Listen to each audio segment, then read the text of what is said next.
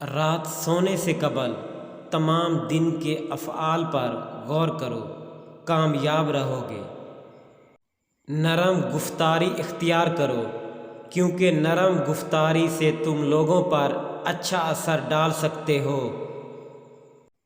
حد سے زیادہ تکلیف محبت میں کمی کا سبب بن سکتی ہے۔ اللہ تعالیٰ نے انسان کے اندر لمس، سمع اور ذوق کے حواس پیدا کیے، پھر اس کے لیے عقل تخلیق فرمائے۔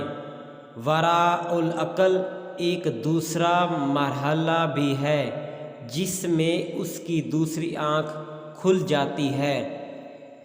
اس سے وہ دیکھتا ہے عیب کی چیزوں کو اور جو کچھ مستقبل میں ہے اور دوسرے امور کو، لیکن عقل ان چیزوں سے معزول ہے۔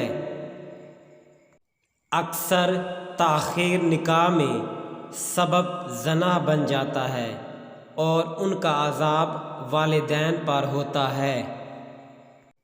سب انسان مردہ ہیں، زندہ وہ ہیں جو علم والے ہیں۔